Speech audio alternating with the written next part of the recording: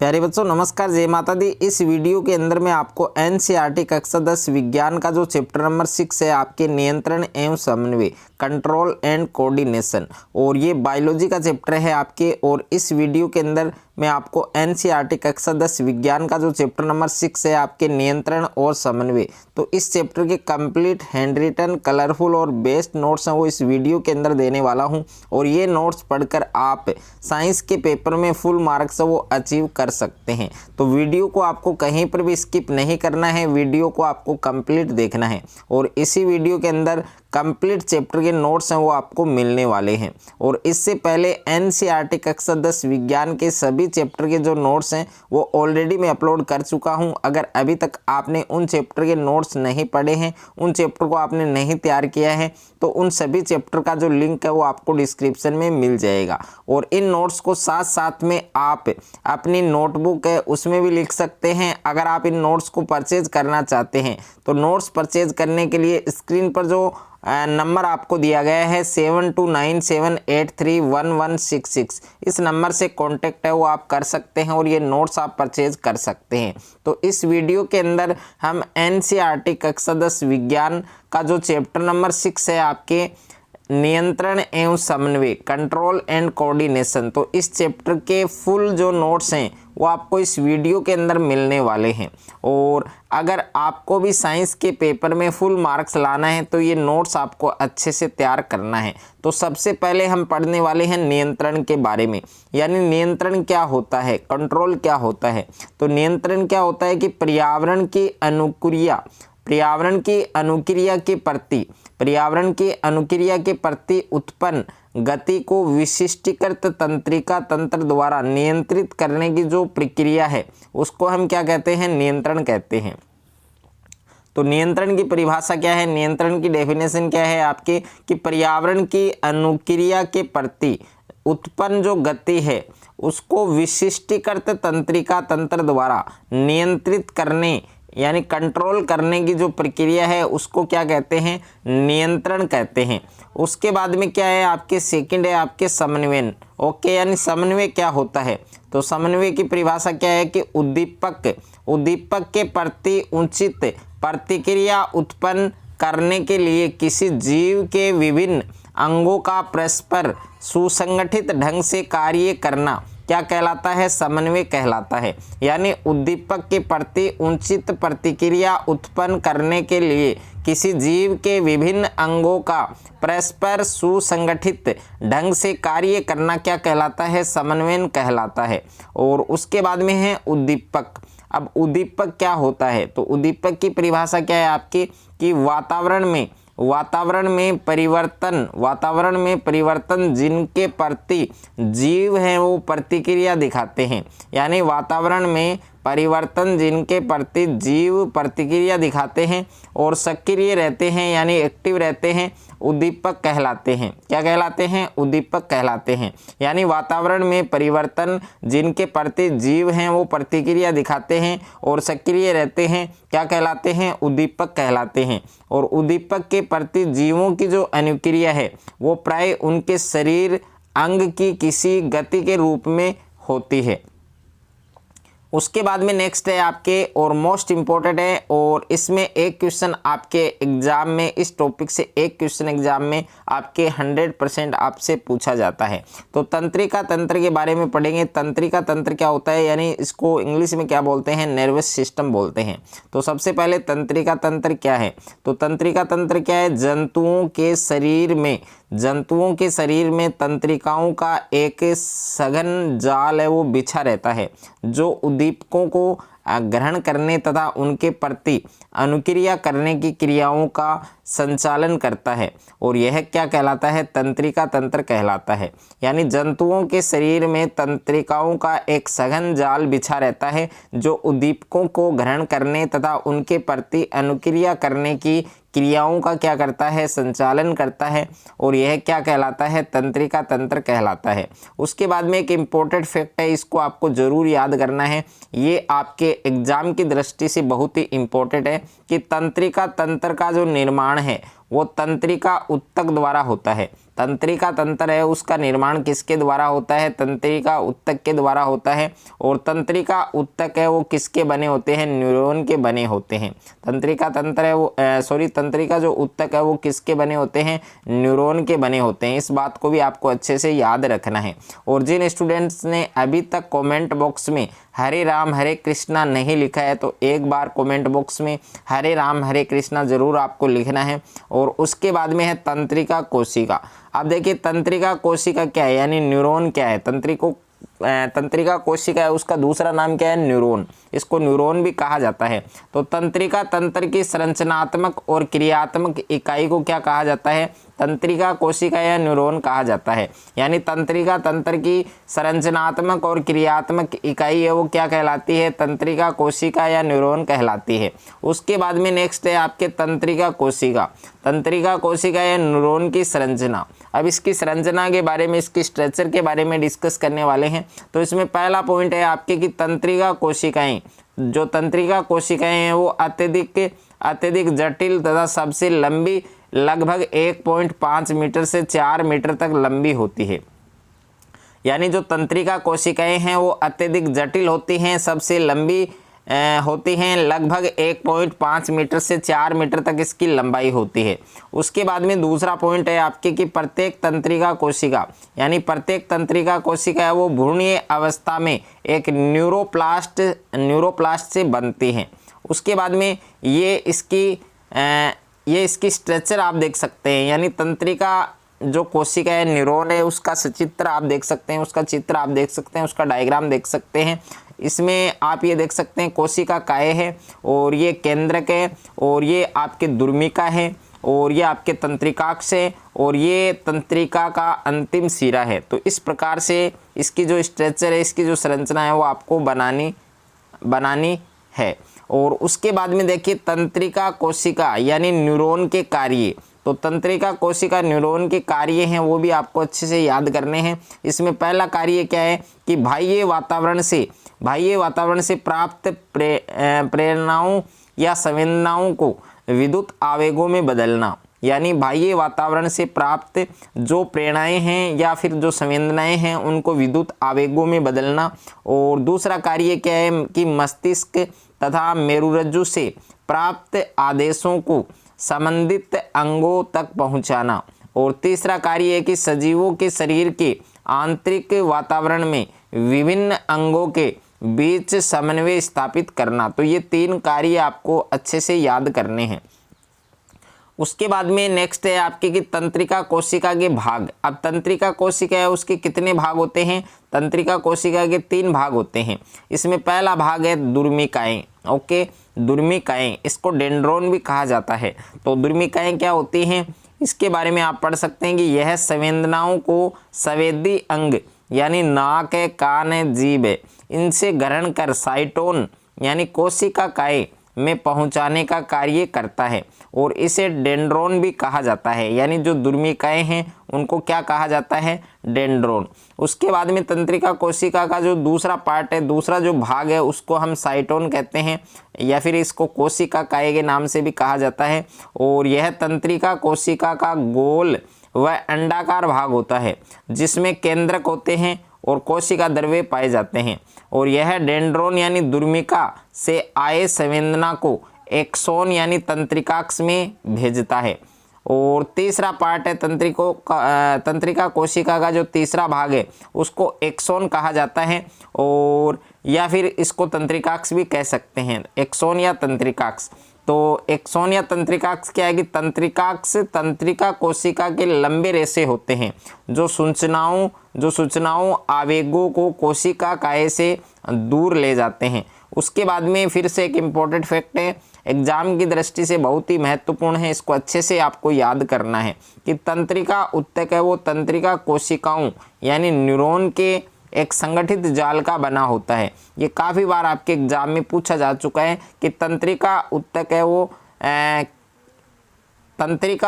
वो किसका संगठित जाल का बना होता है, या तंत्रिका ऊतक है वो तंत्रिका कोशिकाओं यानी न्यूरॉन के एक संगठित जाल का बना होता है। और हारे का सहारा ये आपको कमेंट बॉक्स में ज़रूर लिखना है। उसके बाद में तंत्रिका कोशिकाओं के प्रकार। अब तंत्रिका कोशिकाएं हैं वो कितने प्रकार की होती हैं? तो तंत्रिका कोशिकाएं वो 3 प्रकार की होती हैं। इसमें पहला है संवेदी तंत्रिका कोशिका, दूसरा है प्रेरक तंत्रिका कोशिका और तीसरा है आपके प्रसारण तंत्रिका कोशिका। तो सबसे पहले आप देख सकते हैं संवेदी तंत्रिका कोशिका, यानी जो संवेदी तंत्रिका कोशिका वो क्या होती है? तो ये आवेगों को संवेदी कोशिकाओं से केंद्रीय तंत्रिका तंत्र की ओर प्रेषित करती है। और दूसरा है प्रेरक तंत्रिका कोशिका, ये आवेगों को केंद्रीय तंत्रिका तंत्र से पेशी कोशिकाओं की ओर क्या करती है? प्रेषित करती है। और तीसरा है प्रसारण तंत्रिका कोशिका, ये केंद्रीय तंत्रिका तंत्र में पाई जाती है। ये किस में पाई जाती है? केंद्रीय तंत्रिका तंत्र में पाई जाती है। और दूसरी तंत्रिका कोशिकाओं के बीच कड़ी का कार्य करती है। ओके, इस बात का आपको विशेष ध्यान रखना है। उसके बाद में है तंत्रिका पेशीय संधि। अब तंत्रिका पेशीय संधि क्या होती है? कि वह स्थान जहां एक तंत्रिका कोशिका एक पेशी कोशिका से मिलती है, कि वह स्थान जहां एक तंत्रिका कोशिका एक पेशी कोशिका से मिलती है, जिससे तंत्रिका संकेत मांसपेशियों तक पहुंचते हैं और गति है वो क्या होती है? संभव होती है। तो ये भी आपको अच्छे से याद रखना है। और ये तंत्रिका पेशी संधि का डायग्राम दे रखा है। इसमें यहाँ पर आप देख सकते हैं तंत्रिकाक्ष है और ये आपके पेशी है और ये आपके फाइबर है जिनको रेशे कहा जाता है। ये सेल है यानी कोशिका है और ये तंत्रिका पेशी संधि है और ये आपकी माइटोकॉन्ड्रिया है। तो ये तंत्रिका पेशी संधि का डायग्राम है, अच्छे से आपको याद करना है।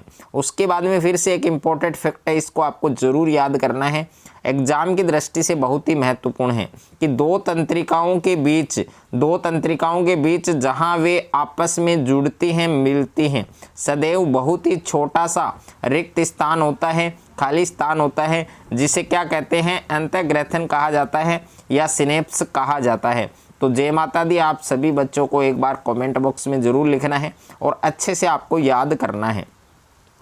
उसके बाद में देखिए ग्राही के बारे में हम पढ़ेंगे और यहाँ पर ग्राही के जो प्रकार है उनके बारे में पढ़ेंगे। तो ग्राही क्या होता है? कि एक कोशिका अथवा कोशिकाओं का समूह जो एक विशेष प्रकार के उद्दीपन अथवा पर्यावरण में एक विशेष प्रकार के परिवर्तन के प्रति क्या होता है? संवेदनशील होता है, उसे हम क्या कहते हैं? ग्राही कहते हैं। ओके, अब ग्राही के जो प्रकार हैं इसमें पहला है, टोटल 5 प्रकार है। इसमें पहला है प्रकाश ग्राही।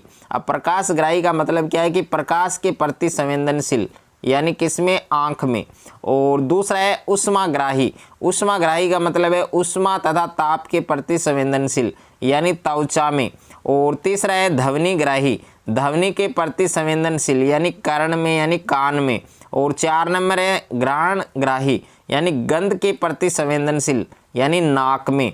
और 5वां है स्वादग्राही, यानी स्वाद के प्रति संवेदनशील, यानी जीभ में। ये आपको अच्छे से याद रखना है। उसके बाद में तंत्रिका आवेग, ये बहुत ही महत्वपूर्ण है, इसकी परिभाषा इंपॉर्टेंट है, आपके एग्जाम में पूछी जा सकती है कि तंत्रिका आवेग यानी नर्व इम्पल्स क्या होता है। तो तंत्रिका कोशिकाओं द्वारा रासायनिक या विद्युत संकेतों का जो प्रसारण है वो क्या कहलाता है? तंत्रिका आवेग कहलाता है। उसके बाद में है युग्मानुबंधन। अब युग्मानुबंधन यानी जो सिनेप्स है उसके बारे में लिखा है कि वह संपर्क बिंदु जो एक न्यूरॉन के एक्सोन की अन्य शाखाओं एवं दूसरे न्यूरॉन के डेंड्राइटों के बीच बनता है, क्या कहलाता है? युग्मानुबंधन कहलाता है। तो इसको भी आपको अच्छे से याद रखना है। उसके बाद में देखिए प्रतिवर्ती क्रिया। अब प्रतिवर्ती क्रिया के बारे में हम पढ़ने वाले हैं और बहुत ही महत्वपूर्ण टॉपिक है कि प्रतिवर्ती क्रिया क्या होती है। तो वे क्रियाएं जिन्हें हम अपनी इच्छा अनुसार नहीं कर सकते क्या कहलाती हैं? प्रतिवर्ती क्रियाएं कहलाती हैं। यानी वे क्रियाएं, वे एक्टिविटीज जिनको हम अपनी इच्छा के अनुसार नहीं कर सकते हैं, जो ऐच्छिक नहीं हो सकती, उसको हम प्रतिवर्ती क्रिया कह सकते हैं। और इसकी दूसरी परिभाषा है आपकी कि बहुत सी क्रियाएं बाह्य उद्दीपनों के कारण अनुक्रिया के रूप में घटित होती हैं, उन्हें हम क्या कहते हैं? प्रतिवर्ती क्रिया कहते हैं। अब इसके उदाहरण दे रखे हैं कि कांटा चुभते ही पैर को झटके से ऊपर खींचना, और दूसरा उदाहरण है गर्म वस्तु छू जाने पर हाथ खींचना, और तीसरा है पलक झपकना। तो ये तीनों उदाहरण किसके हैं? आपके प्रतिवर्ती क्रिया के हैं। और उसके बाद में बहुत ही महत्वपूर्ण फैक्ट है, आपके इंपॉर्टेंट फैक्ट है, एग्जाम की दृष्टि से बहुत ही महत्वपूर्ण है।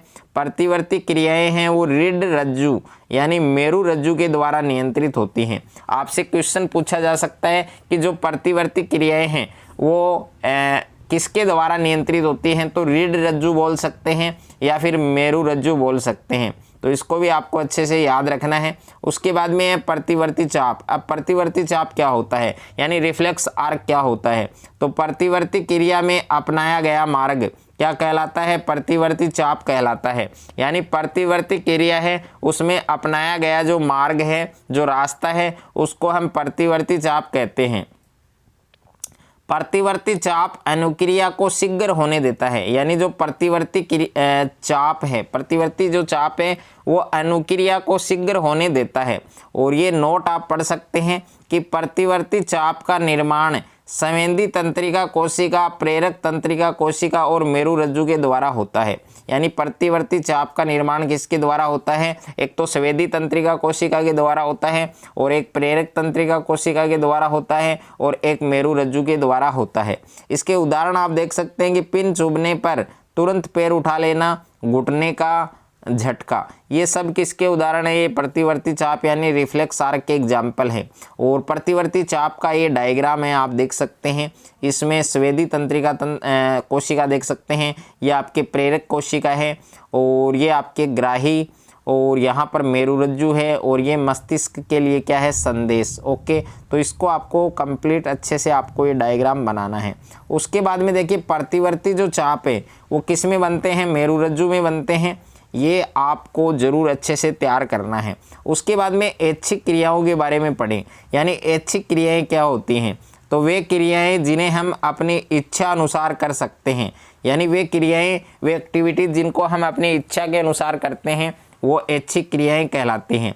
अब उदाहरण आप देख सकते हैं, टहलना, लिखना, दौड़ना, बात करना, ये सब ऐच्छिक क्रियाओं के उदाहरण हैं। और ऐच्छिक क्रियाएं हैं वो किसके द्वारा नियंत्रित होती हैं? मस्तिष्क के द्वारा नियंत्रित होती हैं। इस बात को भी आपको अच्छे से याद करना है।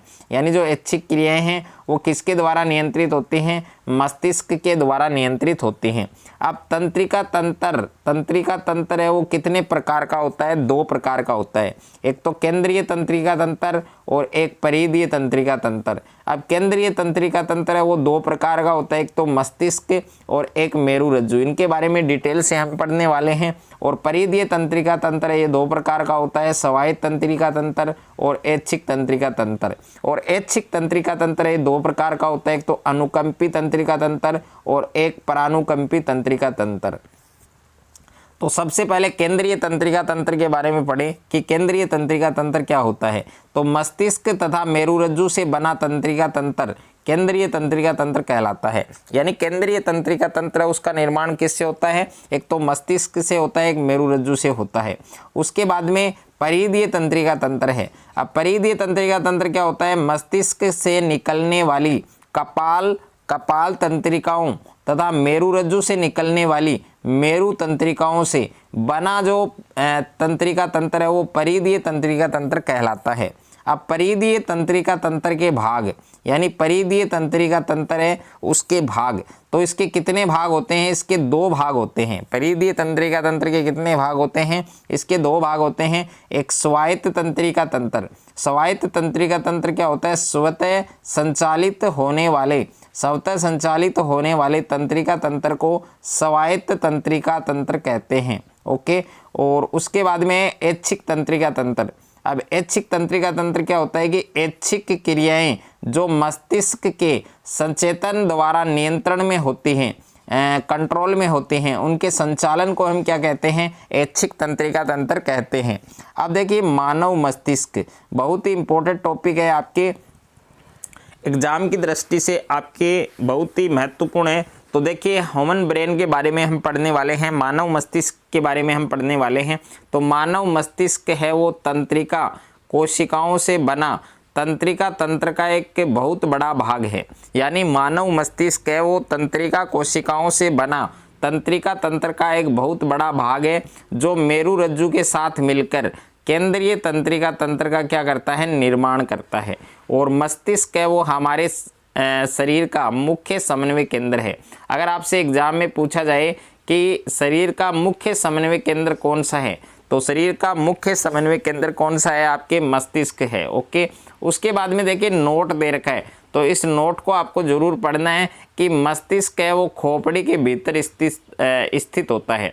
जो मस्तिष्क है वो खोपड़ी के भीतर स्थित होता है और यह खोपड़ी में कपाल नामक अस्थि बॉक्स के द्वारा सुरक्षित होता है। और मस्तिष्क है वो 3 झिल्लियों से ढका होता है जिन्हें क्या कहते हैं, मस्तिष्कावरण कहते हैं।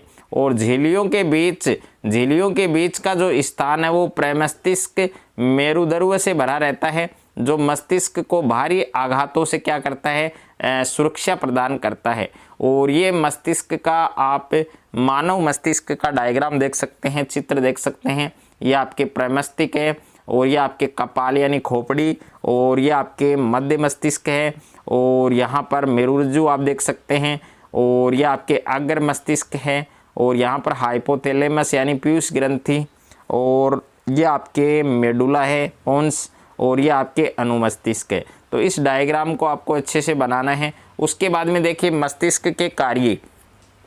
अब मानव मस्तिष्क है उसके कौन कौन से कार्य हैं, तो इसमें पहला कार्य है सोचने के लिए, और दूसरा है हृदय स्पंदन के लिए, और तीसरा है शरीर का संतुलन बनाने के लिए, और 4 नंबर कार्य है कि ये पेशियों तक के संदेश हैं वो भेजते हैं। ये पेशियों तक क्या करते हैं, संदेश को भेजते हैं। उसके बाद में है मानव मस्तिष्क के भाग। अब मानव मस्तिष्क के 3 भाग होते हैं, यानी मस्तिष्क है वो मुख्यतः कितने भागों में विभाजित होता है, 3 भागों में। इसमें पहला भाग है अग्र मस्तिष्क। अब अग्र मस्तिष्क क्या होता है, यह मस्तिष्क का मुख्य सोचने वाला भाग है अग्र मस्तिष्क, और प्रमस्तिष्क थैलेमस और हाइपोथैलेमस का बना होता है। यानी जो अग्र मस्तिष्क है वो किसका बना होता है, फोर ब्रेन किसका बना होता है, एक तो प्रमस्तिष्क का बना होता है, एक थैलेमस का और एक हाइपोथैलेमस का। और अग्र मस्तिष्क है उसके कितने भाग होते हैं, 3 भाग होते हैं। ओके, इसमें पहला भाग है आपके प्रमस्तिष्क, यानी जो प्रमस्तिष्क है वो क्या होता है, मानव मस्तिष्क का सबसे बड़ा भाग होता है। मानव मस्तिष्क का सबसे बड़ा भाग का नाम क्या है, प्रमस्तिष्क है। और यह भाग बुद्धिमत्ता, चेतनता और इच्छा शक्ति का क्या होता है, सेंटर होता है, केंद्र होता है। और यह मानसिक यानी दिमागी काम जैसे सोचना, तर्क करना, विवेचना करना, योजना बनाना, याद रखना आदि करता है। और इम्पोर्टेंट फैक्ट है, इसको आपको जरूर पढ़ना है, जरूर तैयार करना है कि शरीर की सभी ऐच्छिक क्रियाएं प्रमस्तिष्क के द्वारा संपादित की जाती हैं। यानी शरीर की सभी ऐच्छिक क्रियाएं जो इच्छानुसार होती हैं वो सभी किसके द्वारा संपादित की जाती हैं, प्रमस्तिष्क के द्वारा संपादित होती हैं। उसके बाद में 2 नंबर थैलेमस। अब थैलेमस क्या होता है कि यह अग्र मस्तिष्क के केंद्र में स्थित होता है। सभी संवेदी सूचनाएं प्रमस्तिष्क गोलार्ध में थैलेमस से होकर गुजरती है। तीसरा भाग है अग्र मस्तिष्क का हाइपोथैलेमस। यह थैलेमस के नीचे स्थित होता है। रक्त दाब यानी ब्लड प्रेशर, शरीर का तापमान, भूख प्यास आदि सभी हाइपोथैलेमस के द्वारा नियंत्रित होती हैं। उसके बाद में मानव मस्तिष्क का जो दूसरा पार्ट है, दूसरा जो भाग है मध्य मस्तिष्क यानी मिड ब्रेन। अब मिड ब्रेन क्या होता है, यह शरीर की सभी अनैच्छिक क्रियाओं को नियंत्रित करता है और यह 4 पिंडों में बटा हुआ होता है। कार्पोस क्वाड्रिजेमिन, 2 सुनने के लिए और 2 देखने के लिए। और उसके बाद में मानव मस्तिष्क का जो तीसरा भाग है पश्च मस्तिष्क यानी हिंड ब्रेन, यह भी अनैच्छिक क्रियाओं को नियंत्रित करता है। यानी जो पश्च मस्तिष्क है, हिंड ब्रेन है, वो किसको नियंत्रित करता है, जो अनैच्छिक क्रियाएं हैं उनको नियंत्रित करता है। और पश्च मस्तिष्क अनुमस्तिष्क पोन्स तथा मेडुला ओब्लोगेटा का बना होता है। तो इस बात को भी आपको अच्छे से याद रखना है। उसके बाद में देखिए पश्च मस्तिष्क है उसके भाग। तो पश्च मस्तिष्क है उसके कितने भाग होते हैं, उसके 3 भाग होते हैं। इसमें पहला भाग दे रखा है अनुमस्तिष्क।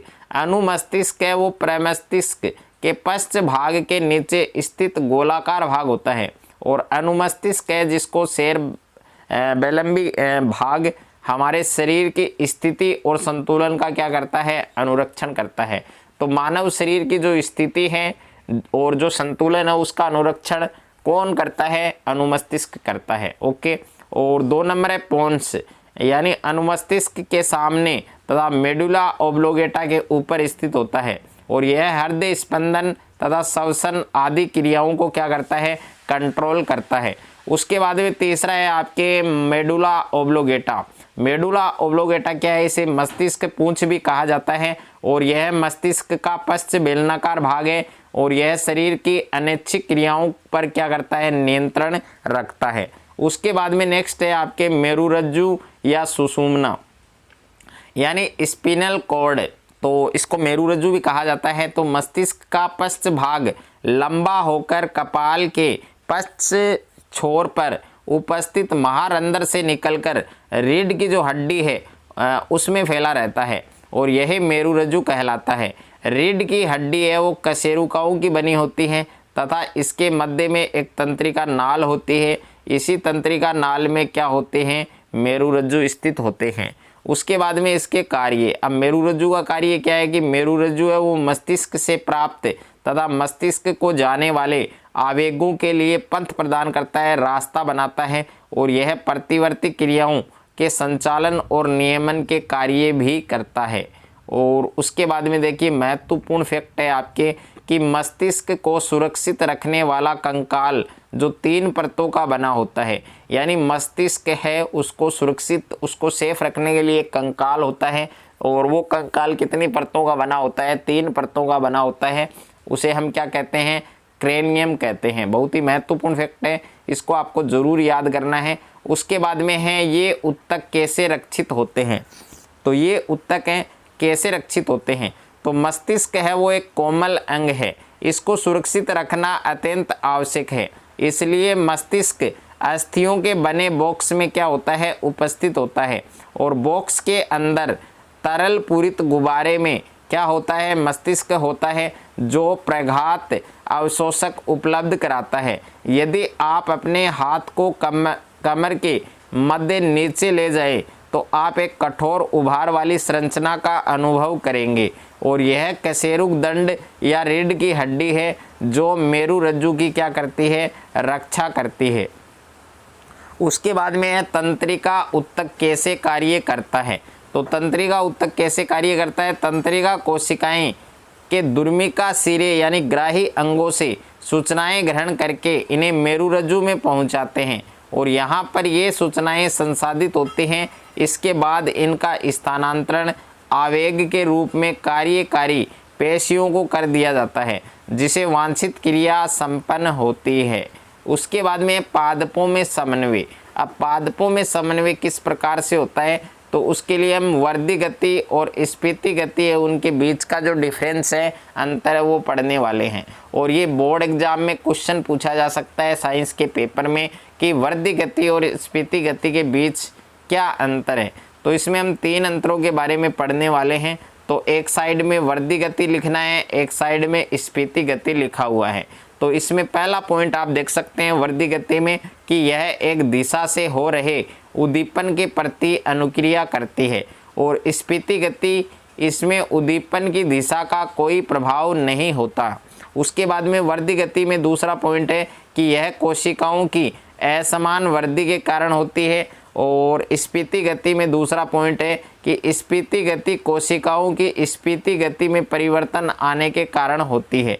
और वर्दी गति में तीसरा पॉइंट है कि वर्दी गति है वो अनुत्क्रमणीय होती है और स्फीति गति है वो उत्क्रमणीय होती है। तो इन दोनों में अंतर आप देख सकते हैं। उसके बाद में अनुवर्तनी गति और अनुचलन गति है, उसमें भी डिफरेंस दे रखा है। तो एक साइड में लिखा हुआ है अनुवर्तन गति और एक साइड में लिखा है अनुचलन गति। अब देखिए अनुवर्तन गति क्या होती है कि इसमें उद्दीपन गति की दिशा का निर्धारण होता है, जबकि अनुचलन गति क्या होती है, इसमें उद्दीपन गति की दिशा का निर्धारण है वो नहीं करता है। और अनुवर्तन गति है उसमें दूसरा पॉइंट है कि यह स्थिर पौधों के द्वारा प्रदर्शित वक्रता गति होती है और यह अनुवर्तन गति होती है। और अनुचलन गति में दूसरा पॉइंट है कि इसमें संपूर्ण पादप या उसके किसी भाग में स्थान परिवर्तन होता है, अतः यह अनुचलन गति है। अब देखिए अनुवर्तन गति है, उसके उदाहरण दे रखे हैं। एक तो प्रकाशानुवर्तन, एक आपके गुरुत्वानुवर्तन और एक आपके रसायनानुवर्तन। ओके, और अनुचलन गति का उदाहरण दे रखा है प्रकाशानुचलन और अनुचलन आदि। तो इसको आपको अच्छे से याद करना है। आप देखिए प्रकाशानुवर्तन, गुरुत्वानुवर्तन, जलानुवर्तन, इन सभी के बारे में पढ़ने वाले हैं। तो सबसे पहले पढ़ेंगे प्रकाशानुवर्तन क्या होता है। तो पौधे के भाग जैसे तना है, पत्ती है आदि का प्रकाश की ओर गति करना क्या कहलाता है? प्रकाशानुवर्तन कहलाता है। इसके उदाहरण आपको दे रखे हैं कि पादपों में प्रकाशानुवर्तन ऑक्सिन हार्मोन के कारण होता है। इस बात को आपको अच्छे से याद रखना है कि जो पादप हैं, जो पेड़ पौधे हैं, उनमें प्रकाशानुवर्तन है वो किसके द्वारा होता है? ऑक्सिन हार्मोन, एक पादप हार्मोन है ऑक्सिन, उस हार्मोन के कारण होता है। दूसरा है गुरुत्वानुवर्तन, यानी गुरुत्वानुवर्तन क्या होता है कि पौधे के किसी भाग का पृथ्वी के गुरुत्व की ओर अथवा उसके विपरीत गति को क्या कहा जाता है? गुरुत्वानुवर्तन कहा जाता है। उदाहरण दे रखा है तने ऊपर की ओर तथा जड़ें हैं वो नीचे की ओर वृद्धि करती हैं। उसके बाद में जलानुवर्तन दे रखा है कि जलानुवर्तन क्या होता है? नमी के कारण होने वाली पादप गति को जलानुवर्तन कहते हैं। इस प्रकार की गति उच्च श्रेणी के पौधों की जड़ों, ब्रायोफाइटस के मुलायम कवकों के हाइफा आदि में देखने को मिलती है। उदाहरण दे रखा है अमीबा जल की ओर बढ़ता है। उसके बाद में रसानुवर्तन। तो रसानुवर्तन क्या होता है कि प्राग नलिका का बीजांड की ओर वृद्धि करना। किसी रसायन के प्रति पादप गति को क्या कहा जाता है? रसानुवर्तन कहा जाता है। उसके बाद में देखिए पादप हार्मोन के प्रकार, पादप हार्मोन बहुत ही इंपॉर्टेंट टॉपिक है आपके, इसमें से भी क्वेश्चन आपके 100% पूछा जाएगा। तो सबसे पहले पादप हार्मोन क्या है? तो पौधों में उत्पन्न विशेष प्रकार के कार्बनिक पदार्थ जो पौधों की वृद्धि, विकास एवं अनुक्रियाओं का क्या करते हैं? नियमन करते हैं। क्या कहलाते हैं? पादप हार्मोन्स कहलाते हैं। और इन्हें वृद्धि नियामक भी कहा जाता है। यानी पादप हार्मोन है उनको हम क्या कहते हैं? उनको हम वृद्धि नियामक भी कहते हैं। ओके, अच्छे से आपको याद रखना है। और यहाँ पर इम्पोर्टेंट फैक्ट है कि पौधों में नियंत्रण और समन्वय किसके द्वारा होता है? किसके द्वारा किया जाता है? पादप हार्मोन के द्वारा किया जाता है। कि जो पेड़ पौधे हैं, जो पादप हैं, उनमें नियंत्रण और समन्वय है वो किसके द्वारा किया जाता है? पादप हार्मोन के द्वारा किया जाता है। अब पादप हार्मोन के प्रकार दे रखे हैं। तो पादप हार्मोन है उसके पौधों में 5 प्रकार के पादप हार्मोन पाए जाते हैं। इसमें पहला है ऑक्सिन, दूसरा है जिब्रेलिन, तीसरा है साइटोकाइनिन और 4 नंबर है आपके एबिसिसिक अम्ल और 5वां है आपके इथाइलिन। तो इन 5 पादप हार्मोन के बारे में, इनके कार्यों के बारे में डिस्कस करने वाले हैं। तो इसमें पहला दे रखा है ऑक्सिन। ऑक्सिन क्या होता है कि ऑक्सिन के अंतर्गत अनेक हार्मोन आते हैं, जैसे इंडोल एसिटिक एसिड यानी IAA और इंडोल ब्यूटायरिक अम्ल यानी IBA और नेप्थलीन एसिटिक अम्ल यानी NAA और 2,4 डाइफिनोल एसिटिक अम्ल यानी 2,4-D। अब इनके कार्य क्या है? यानी ऑक्सिन हार्मोन है, इसके क्या कार्य हैं?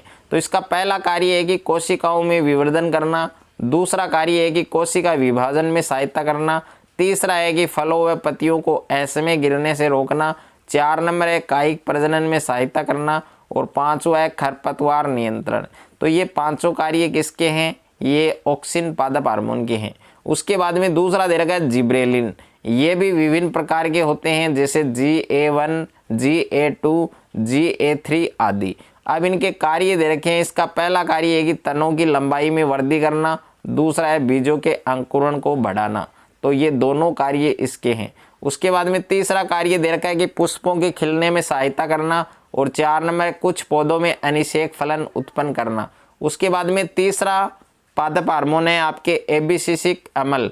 इसे वृद्धि रोधक हार्मोन कहते हैं। इसके निम्नलिखित कार्य हैं। तो इसका पहला कार्य है कि पौधों की वृद्धि को नियंत्रित करता है, दूसरा है प्रोटीन के संश्लेषण को क्या करता है? प्रोत्साहित करता है। उसके बाद में 4 नंबर पादप हार्मोन दे रखा है आपके साइटोकाइनिन। अब साइटोकाइनिन क्या होता है? इसके कार्य निम्नलिखित हैं। कोशिका विभाजन को प्रेरित करता है, दूसरा है जीर्णता को नष्ट करता है। उसके बाद में 5वां है इथाइलिन। यह एक गैसीय हार्मोन है। इसके कार्य भी निम्नलिखित है। इसमें पहला कार्य दे रखा है फलों को पकने में सहायक होता है, और दूसरा है जो मादा पुष्प है उनकी संख्या को बढ़ाता है। तीसरा है तनों के फूलने में क्या करता है, सहायता करता है या तनों के फूलने में सहायक होता है। उसके बाद में है जंतुओं में हार्मोन। अब देखिए जंतु हार्मोन रासायनिक कार्बनिक पदार्थ होते हैं जो अंतःस्रावी ग्रंथियों से स्रावित होकर शरीर की विभिन्न क्रियाओं का क्या करते हैं, नियंत्रण करते हैं। अब हार्मोन और एंजाइम है, इन दोनों में आप अंतर देख सकते हैं। तो एक साइड में आपको लिखना है हार्मोन, एक साइड में आपको लिखना है एंजाइम।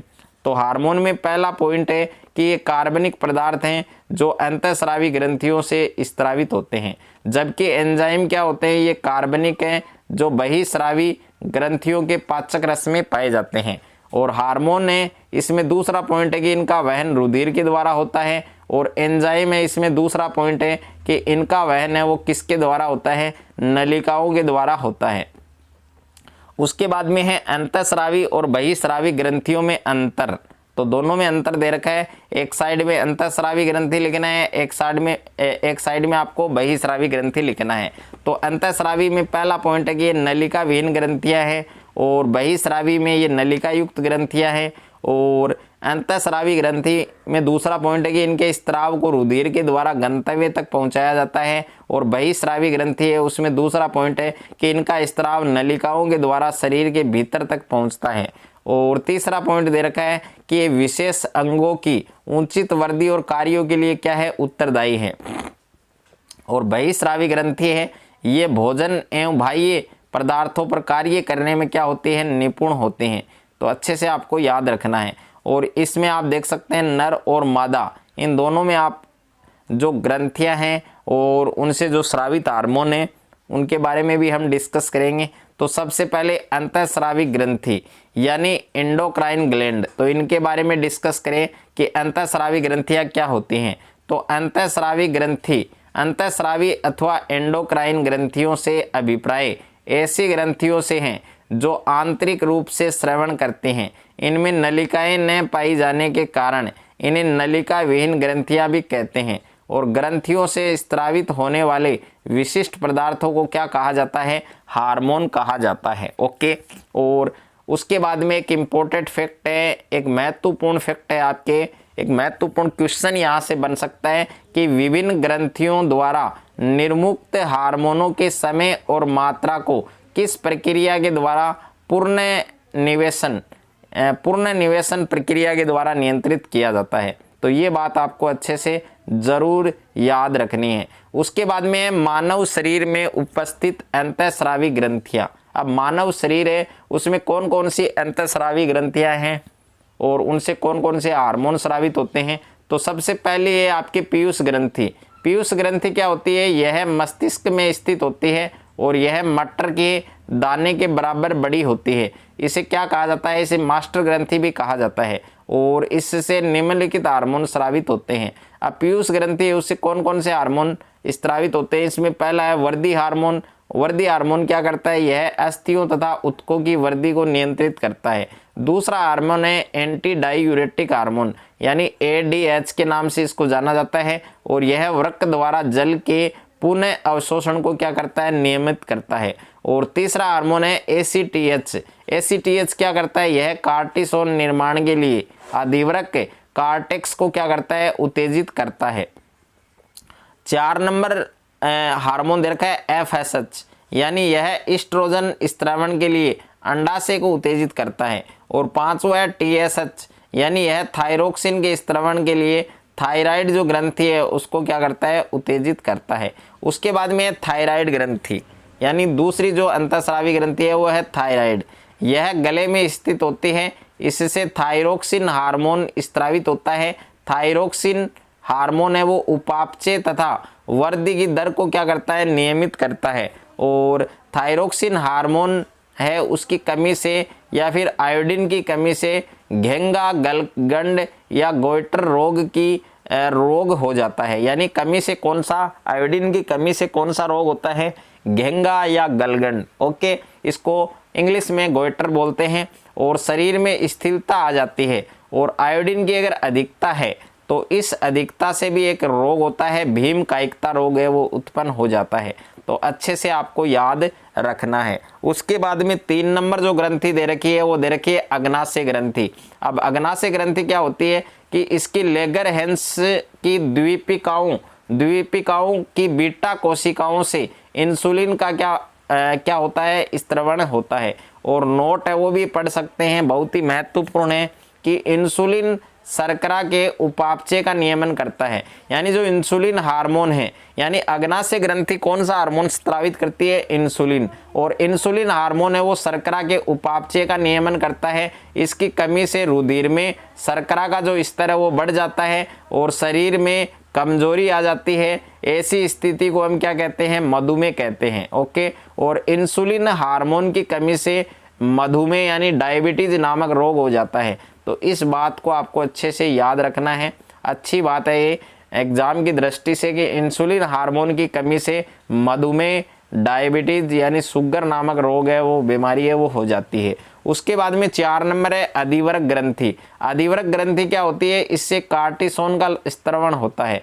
यानी अधिवरक ग्रंथि से कार्टिसोन नामक हार्मोन है वो स्त्रावित होता है। कार्टिसोन प्रोटीन को शर्करा में बदलने का क्या करता है, कार्य करता है। उसके बाद में 5वां है आपके अंडाशय। अंडाशय, इससे एस्ट्रोजन का स्त्रावण होता है और एस्ट्रोजन है वो क्या करता है, मादा लक्षण है उनका विकास करता है। और अंडाशय से स्त्रावित हार्मोन कौन कौन से, एक तो एस्ट्रोजन है, एक प्रोजेस्टेरोन है। तो इसको आपको अच्छे से याद रखना है, वेरी वेरी इंपॉर्टेंट है कि अंडाशय से या फिर मादा द्वारा कौन कौन से हार्मोन स्त्रावित होते हैं, एस्ट्रोजन और प्रोजेस्टेरोन। उसके बाद में है वृषण। अब वृषण है, इसे टेस्टोस्टेरोन का स्त्रावण होता है।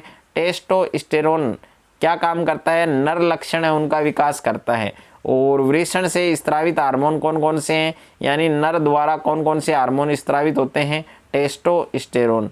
तो इसी के साथ चैप्टर नंबर 6 है आपके नियंत्रण एवं समन्वय यानी कंट्रोल एंड कोऑर्डिनेशन।